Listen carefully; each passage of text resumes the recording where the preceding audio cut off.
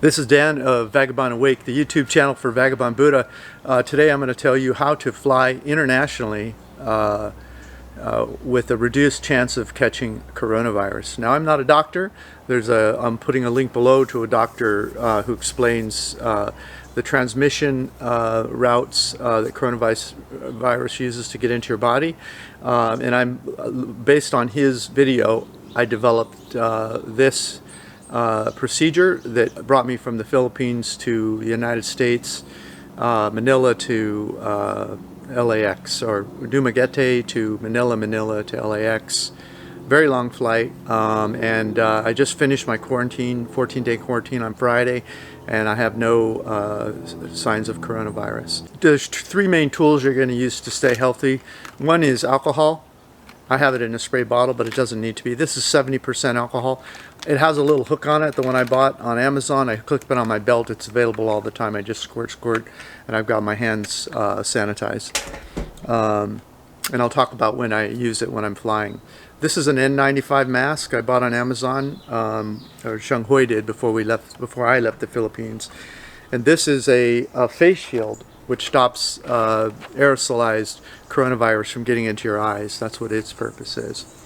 All right, I'm going to put it on all, and there's also a like a throwaway outfit, which I'm not throwing away. I'm going to keep mine and just wash it. That any coronavirus lands on your body, it lands on this, and I'll explain how to use it.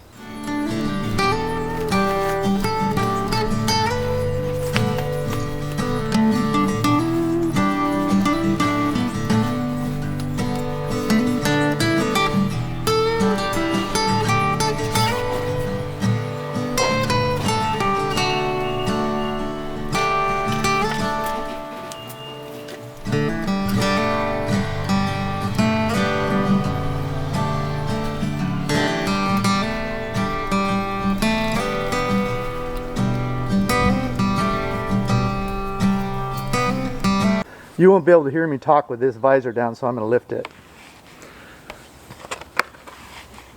Okay, so the mask, obviously, this is an N95 mask.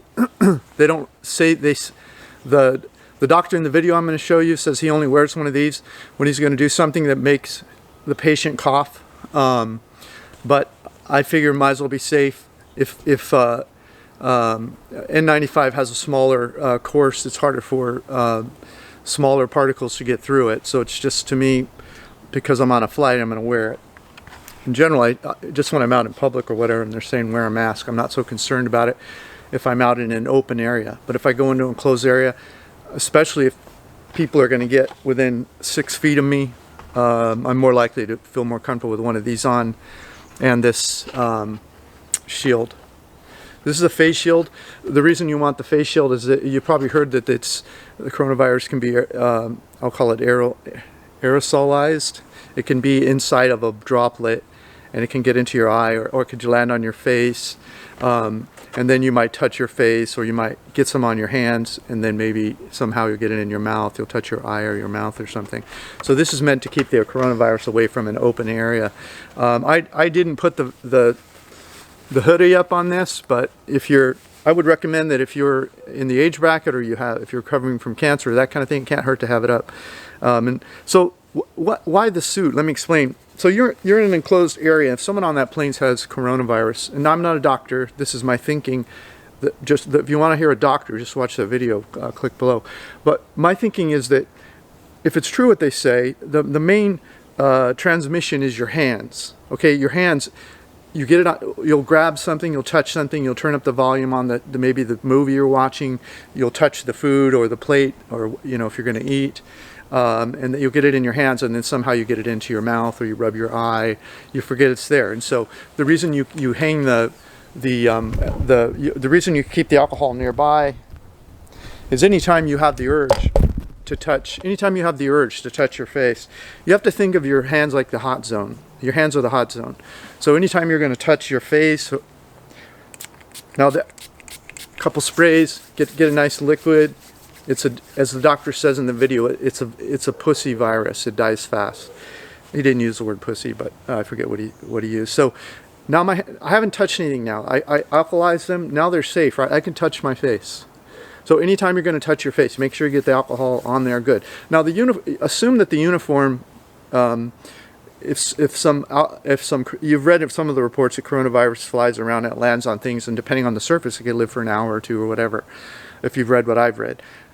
And so if it comes and lands on your body, mainly you don't want to touch your body, but you're going to do it. But it's a low chance you're going to get it through that transmission route. But nevertheless, if you happen to touch your body somewhere, and then before you touch your face, you want to put the alcohol on your hands again. Now what about the uniform? So you get off the plane, and you want to carry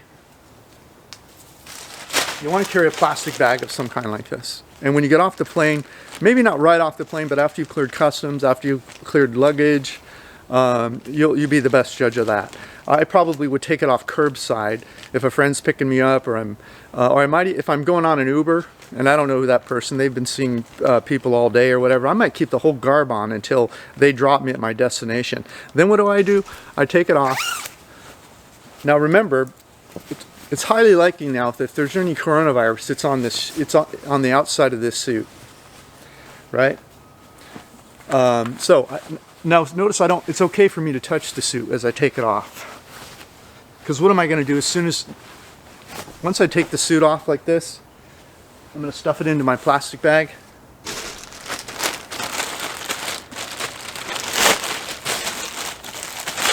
I'm going to tie it off like this. And I'm going to throw it away. Or I'm going to wash it like I do, because I'm going to use it on the next trip. Then what do? Your hands are dirty. You just touched the suit. What do? You reach down, you get some alcohol, you clean them nice and good. Okay, so now the suit came to here, so your hands have now been alcohol. So mostly your whole body, maybe the bottom of your shoes are bad. If you're really worried about it, you could spray some alcohol on the bottom of your shoes.